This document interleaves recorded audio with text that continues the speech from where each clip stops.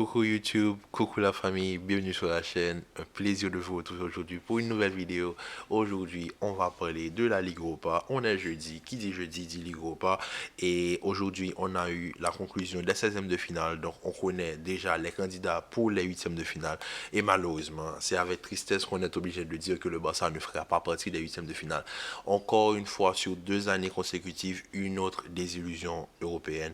Et le Barça qui, certes, montre un autre visage ces derniers mois, mais comme je l'ai dit, à l'échelle domestique et l'échelle européenne, c'est deux choses complètement différentes, c'est deux niveaux complètement différents. Maintenant, on va revenir sur ce match. On va analyser ce match en détail avec des images à l'appui. Je vais vous dire qu'est-ce qui s'est passé parce qu'aujourd'hui, il faut rendre à César ce qui appartient à César. Et aujourd'hui, si le match a été remporté de la part de Manchester United, c'est d'abord par une masterclass tactique de la part de Erik ten Hag. Vous voyez le coach de Manchester United? Je pense que de tous les assistants de Guardiola, il y en a deux qui sortent du lot. C'est Erik ten Hag et Mikel Arteta. Et bizarrement, qui est premier de la Première Ligue? Mikel Arteta. Qui est troisième de la Première Ligue? Après Pep Guardiola, c'est Erik ten Hag. À combien de points? Je pense que c'est 3 points. Donc ce que je veux dire par là, c'est que Erik ten Hag aujourd'hui nous a prouvé aujourd'hui pourquoi il est considéré et il sera considéré dans les années à venir comme étant l'un des meilleurs coachs européens dans le monde du football. Donc déjà, on va commencer sur la première image. Donc lançons la première image. Donc sur l'image qu'on a là, on a la mise en jeu, 2 minutes. Voilà, le match vient à peine de commencer. Et là, on retrouve une phase de jeu où Manchester United n'a pas vraiment de solution. Regardez Fred et Casemiro, ils se marchent un petit peu dessus. Sancho, Rashford qui fait pas un très grand match aujourd'hui, mais qui est un petit peu...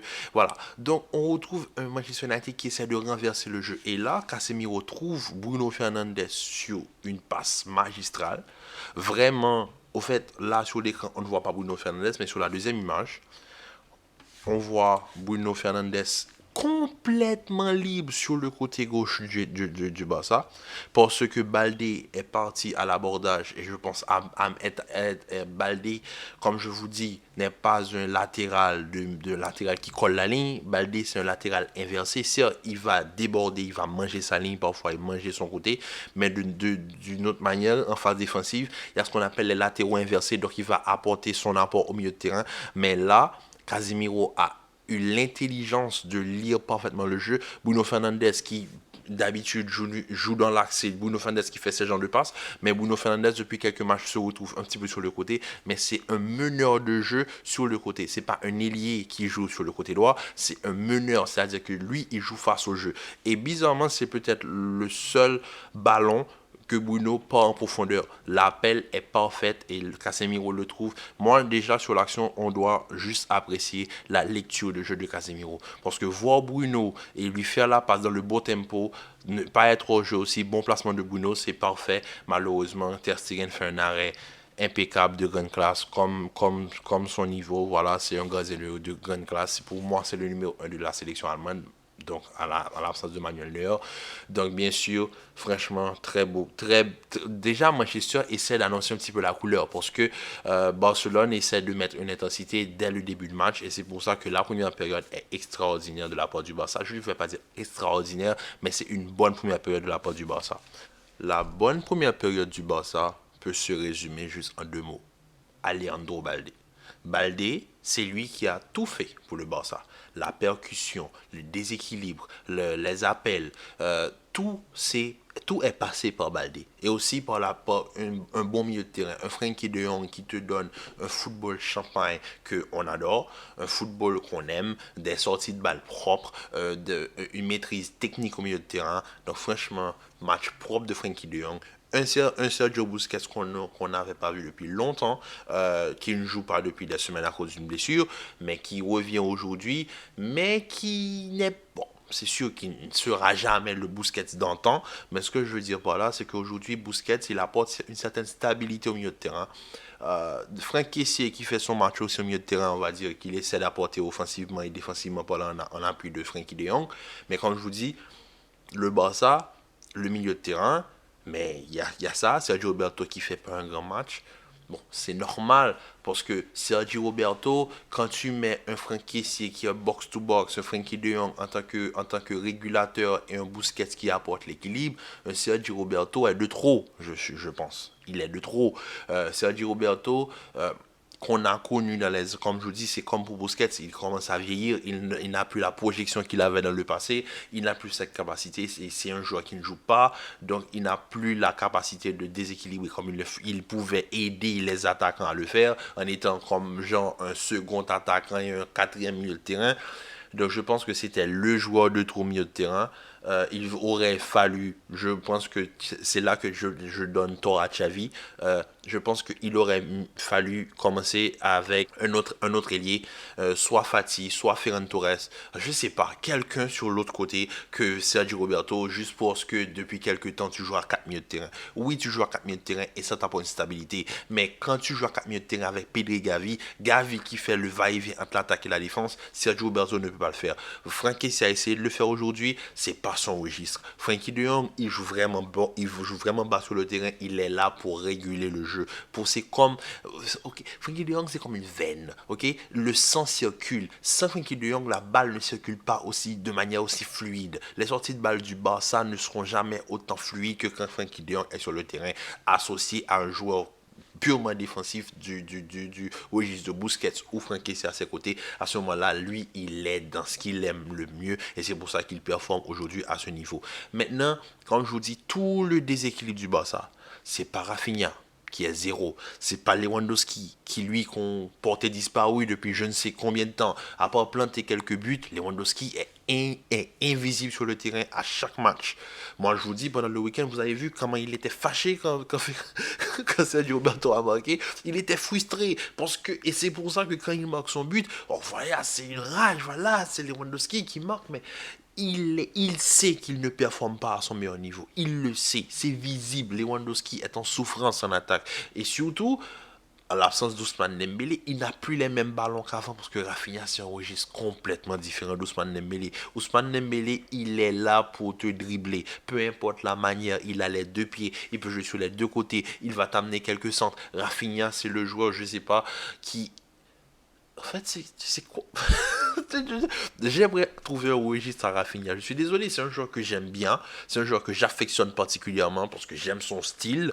Parfois, par exemple, le Rafinha que j'ai vu à Rennes, le Rafinha que j'ai vu à Leeds, le Rafinha qu'on voit au Brésil, c'est pas le Rafinha qu'on a au Barça. Donc là, que les gens ne me cassent pas la tête avec le fait que oui, Rafinha, etc., il fait ce qu'il peut. Rafinha peut beaucoup mieux faire et on a vu Rafinha mieux faire. Donc Rafinha, on s'attend à ce qu'il prenne plus d'initiative. Maintenant, on ne peut pas me dire que le jeu du Barça est stéréotypé. C'est la seule équipe qui n'a pas un jeu stéréotypé. Oui, peut-être ils avaient dans le temps cette identité de garder la balle en tout temps et en tout lieu. Là, c'est un Barça qui a par exemple un Baldé qui est en projection, un Barça qui joue avec un milieu de terrain au niveau de la ligne d'attaque pour créer le déséquilibre au niveau du milieu de terrain sur les phases défensives, un latéral comme Alejandro Baldé, à la différence de Jordi Alba qui restait sur son côté, Alejandro Baldé qui en tant que latéral inversé va rentrer au milieu de terrain, apporter son apport en plus et apporter encore plus de densité au milieu de terrain. C'est pour ça que la passe de Casemiro, il trouve facilement Bruno Fernandes parce que Alejandro Baldé sur les phases défensives, il rentre au milieu de terrain, il apporte quelque chose de plus. Donc là, aujourd'hui, on peut voir qu'une seule chose, c'est que le Barça, tout le déséquilibre qu'ils ont eu, tout l'apport dangereux qu'ils ont eu en première période, c'est Alejandro Baldé. Et qui est à la réception du centre qui amène au penalty, c'est Alejandro Baldé. Qui joue le corps à corps parfaitement face à Bruno Fernandes, c'est Alejandro Baldé. Son positionnement, le fait qu'il soit un petit peu écarté, fait que Bruno soit complètement aspiré par l'appel de Lewandowski. Et je pense que si je ne me trompe pas, je pense que c'est Frenkie de Jong ou Sergio Roberto qui se retrouve dans la surface de réparation, Lewandowski qui se retrouve en retrait. Ça n'a aucun sens, déjà de base, mais déjà très bon parce que Sergio Roberto, l'appel qu'il fait, Varane ne le voit pas, Aaron Bissaka le suit, Bruno, lui, aspiré par l'appel de Lewandowski. Le centre de Koundé va rejoindre Baldé, qui joue parfaitement le corps à corps avec Bruno, penalty non négociable, etc. Donc, mal, non, c'est pas bien tiré de la part de Lewandowski, il marque son but. chanceux, mais c'est pas bien tiré. Donc là, voilà, 1-0, on s'attend à ce que le Barça vienne et nous apporte quelque chose au niveau de l'attaque. Peut-être, voilà, faire sortir Sergio Roberto un petit peu plus tôt dans le match, monter Ferran Torres et Fati, essayer de jouer la possession à outrance comme ils avaient l'habitude de le faire pour fatiguer Manchester United et les faire courir. Mais c'est là que je vous dis qu'il faut rendre à César, ce qui appartient à César. Et là, c'est là que Erik ten Hag entre en jeu. Tout son système là de mettre Rashford sur le côté parce que Koundé ne joue pas dans l'axe aujourd'hui. Rashford devrait rester sur Koundé parce que Rashford et Araujo, c'est un match-up qui ne passe pas. Rashford ne pourra pas jouer face à Araujo qui pour moi est en train de devenir l'un des meilleurs à son poste. Il ne l'est pas encore. Il est en train de devenir l'un des meilleurs défenseurs à son poste. Un Baldé qui crée énormément d'espace. Donc, tu as besoin d'un joueur un petit peu plus tranchant au niveau des appels, c'est-à-dire un Anthony. Et qu'est-ce qui se passe? À la mi-temps, Anthony rentre.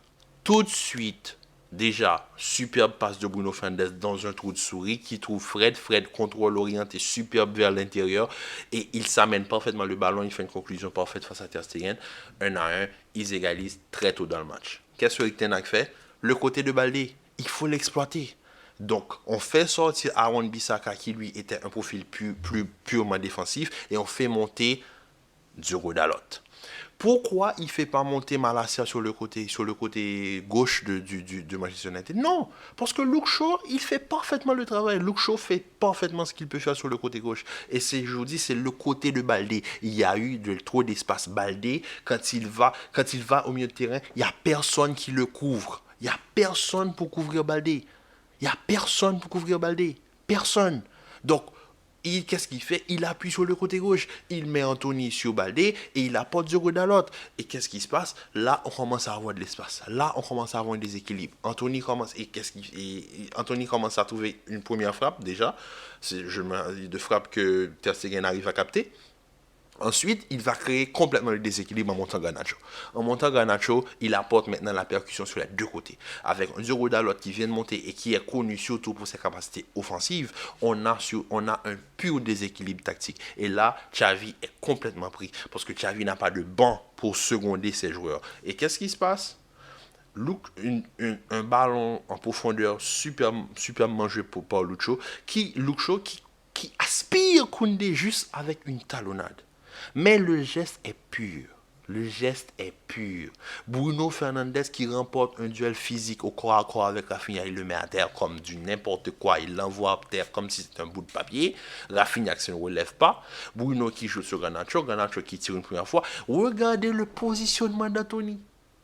Il n'y a aucun marquage sur Anthony. Anthony est complètement libre pour ajuster sa balle parfaitement au deuxième poteau.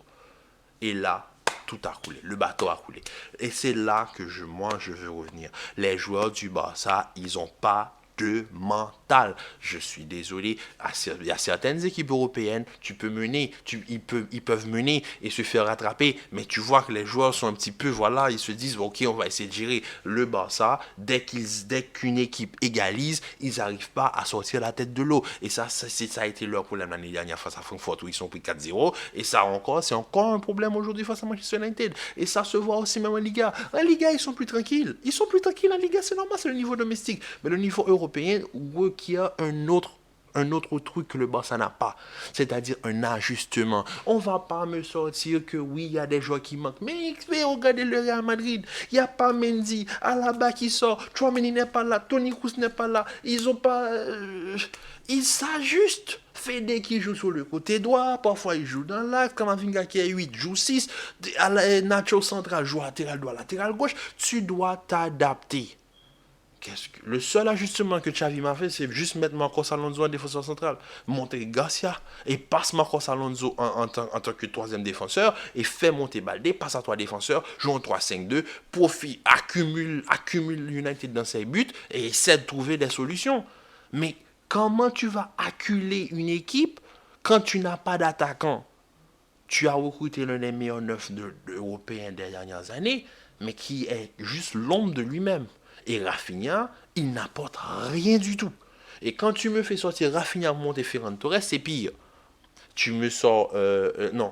Oui, Rafinha, Ferran Torres, c'est pire.